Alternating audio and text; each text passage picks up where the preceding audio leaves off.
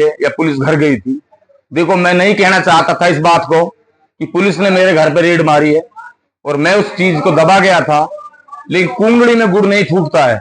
आपने कहा था कि पुलिस प्रशासन जो कभी किसी में गोली मार रही है तो कभी कहीं जाकर घर का सारा सामान तोड़ रही है। तो इस बयान का जब आपके वायरल हुआ तो उसके बाद एक अफवाह कहूँ या कोई सच्ची हकीकत है नहीं है वो तो आप बताएंगे कि ये अफवाह उड़ाई जा रही है कि सरपंच के घर पर पुलिस प्रशासन ने दबिश दी है। इसकी असल हकीकत और सच्चाई क्या है? सबसे पहले तो सभी मेवात वासियों को बकरा ईद की बहुत बहुत मुबारकबाद।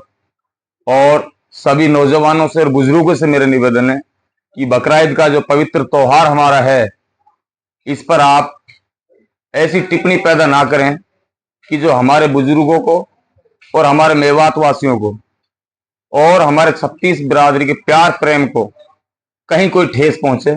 मैं चाहता हूं कि आप लोग बकरा ईद पर कुर्बानियां जो लीगल हैं उन्हीं कुर्बानियों को करें, चाहे वो बकरा हो, चाहे मेंढा हो, चाहे पाडा हो, चाहे वो कुछ और हो। लेकिन जो आजकल गौकसी के नाम पे हमारी कौम को बदनाम किया जा रहा है, ये चीज हम नहीं सुनना चाहते हैं। सबसे पहली बात तो मेरी ये है, और मेरी हाथ जोड़ के अपील है कि इस बात पर प्लीज अमल करना, ताकि हमारे सभी बुजुर्गों का इज्जत और सम्मान बनी रहे। नंबर 2, आपने सवाल किया था कि पुलिस दबाव बना रही है या पुलिस घर गई थी। देखो, मैं नहीं कहना चाहता था इस बात को कि पुलिस ने मेरे घर पे रेड मारी है और मैं उस चीज को दबा गया था, लेकिन कुंडली में गुड़ नहीं फूटता है।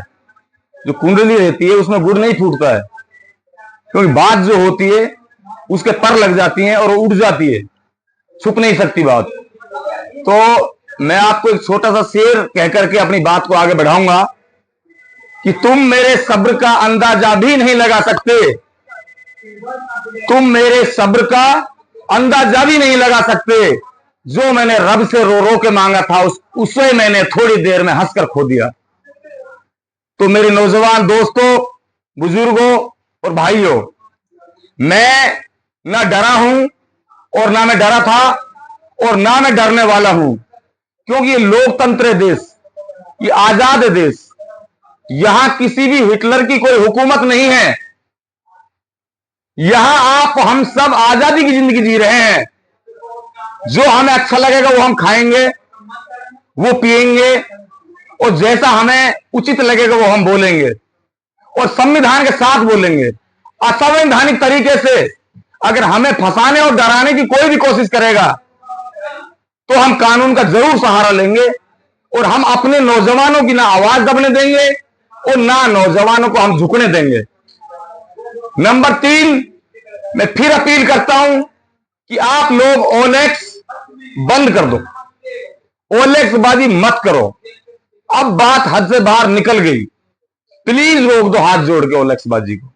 क्योंकि पुलिस प्रशासन जब तुम्हारे घरों पे जाता है तो तुम्हारी भी कई बार लेडीज सामने आ जाती हैं और पुलिस पर भी पथराव होता है, और पुलिस को कई बार मजबूरी में गोलियां चलानी पड़ती हैं।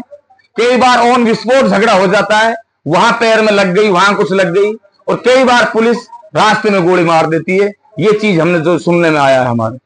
तो मैं ये कहता हूं, पुलिस प्रशासन के जवान भी हमारे अपने हैं, उनको भी इतना मजबूर मत करो कि वो गोली चलाने पर मजबूर हो।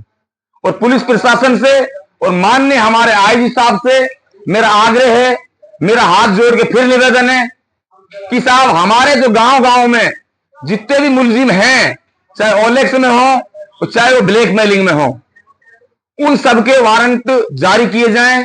उन सबको गिरफ्तारी के लिए उनके गांव के जिम्मेदार आदमियों को बताई जाए पंचायत वाइज कि इस गांव में इतने मुलजिम हैं, इस गांव में इतने मुलजिम हैं, ताकि उनको सिलेंडर आदेश कराएं और उनके लिए हमारे गांव वाले ग्रामीण पुलिस का साथ दे करके उनको पकड़वाने में मदद करें, ताकि ना हमारे मकान टूट पाए और ना हमारा गांव का माहौल खराब हो पाए।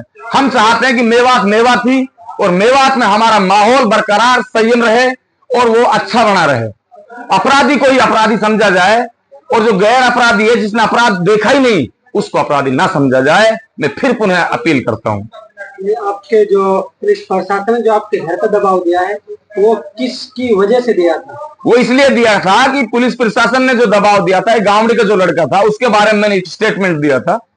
उसको गांवड़ी गांव में जब हम गए थे बताया गया था कि उसको रास्ते में कहीं 2 बजे के बाद गोली मारी गई थी। उससे पुलिस प्रशासन को एक ठेस पहुंची थी कि अताउल्ला साहब ने ये बात गलत कह दिया, सही कह दी, जो भी है, लेकिन असलियत यही है कि उसको घर पे वहां झगड़ा नहीं हुआ था।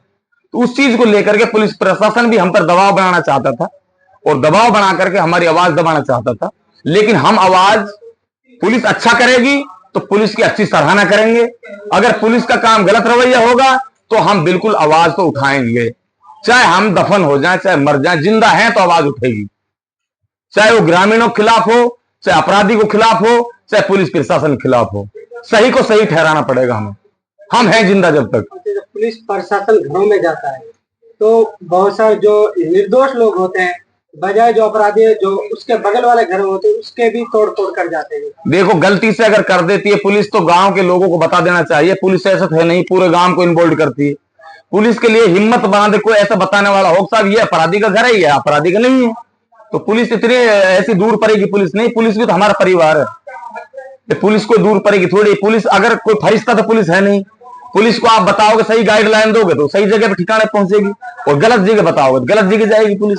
कई बार अनदेखी हो जाती है, वो तो अलग चीज है, गलती से कोई बात हो जाए। अच्छा, जो बकरा ईद का मौका आ रहा है तो इस पर आप जो बकरा ईद के मौके पर जो कुर्बानियां होती है तो उस चीज को लेकर आप क्या अपील करेंगे? मैं सभी मेवात वासियों से, सभी देशवासियों से अपील करना चाहता हूं कि कहीं भी ये तय नहीं है, हमारे पढ़े लिखे बताते हैं कि आप गाय की ही कुर्बानी करें। ठीक है, आपके लिए मेंढा है, बकरा है, पाडा है, ऊंट है या कोई और चीज है, किसी चीज की कर सकते हो, कहीं भी कर सकते हो। आपको ये एलिगेशन नहीं लगने देना है इस त्योहार पर, पवित्र त्योहार पर, कि ये फला गांव में गाय पकड़ ली, फला गांव में गाय कटी मिल गई। इससे हमारा हिंदू मुस्लिम का सौहार्द खराब होता है। वे गाय की पूजा करते हैं और हमारे लोग गाय पे छुरी फेरते हैं। ये चीज बिल्कुल भी हमारे पास बर्दाश्त होने लायक नहीं है।